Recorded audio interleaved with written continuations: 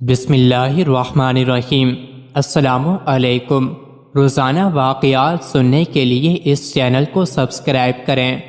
سلطان العارفین حضرت سلطان باہو رحمۃ اللہ علیہ اپنی تصنیف عین الفقراء میں حضور نبی کریم صلی اللہ علیہ وسلم سے اپنی بیعت کا احوال بیان کرتے ہوئے فرماتے ہیں کہ ایک روز میں شور کوٹ کے نواح میں ایک ٹیلے پر کھڑا تھا کہ ایک نورانی صورت گھڑ سوار تشریف لائے اور میرا ہاتھ پکڑ کر مجھے گھوڑے پر سوار کر لیا۔ میں نے ان سے پوچھا، حضور آپ کون ہیں اور مجھے کہاں لے جاتے ہیں؟ انہوں نے فرمایا، میں علی رضی اللہ عنہ بن ابن ابی طالب ہوں اور تمہیں بارگاہ رسالت صلی اللہ علیہ وسلم میں لے جا رہا ہوں۔ پھر وہ مجھے حضور نبی کریم صلی اللہ علیہ وسلم کی بارگاہ میں لے گئے اور اس وقت وہاں خلفائے راشدین، اہل بیت اور دیگر صحابہ کرام رضی اللہ عنہما موجود تھے۔ حضرت ابو بکر صدیق رضی اللہ عنہ نے میری جانب نگاہ کرم فرمائی اور مجھے روحانی فیض و برکات سے نوازا۔ پھر حضرت عمر فاروق رضی اللہ عنہ نے مجھ پر نگاہ کرم فرمائی اور روحانی فیض و برکات عطا فرمائے۔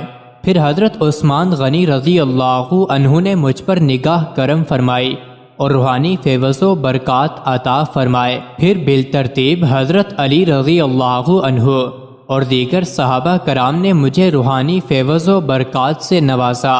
ان تمام حضرات کے بعد حضور نبی کریم صلی اللہ علیہ وسلم نے اپنا دست مبارک میری جانب بڑھایا اور فرمایا کہ میرا ہاتھ پکڑو۔ میں نے آپ صلی اللہ علیہ وسلم کے دست مبارک میں اپنا ہاتھ دیا اور آپ نے مجھے بیعت سے مشرف فرمایا۔ حضرت سلطان باہو رحمۃ اللہ علیہ فرماتے ہیں کہ جب میں نے حضور نبی کریم صلی اللہ علیہ وسلم کا دست مبارک تھاما تو میری نگاہوں سے تمام حجابات دور کر دیے گئے اور مجھے ہر شے یکساں نظر آئی اور میری نگاہ لوح محفوظ پر پڑی۔ پھر حجابات کے دور ہوتے ہی میں نے جو کچھ دیکھا ظاہری آنکھوں سے دیکھا اور جو کچھ سنا وہ ظاہری کانوں سے سنا۔ آپ نے حضور نبی کریم صلی اللہ علیہ وسلم سے روحانی فیض و برکات کے حاصل ہونے کا اظہار ان الفاظ میں فرمایا ہے، اللہ عز و جل نے مجھے ظاہری علوم بوسیلہ۔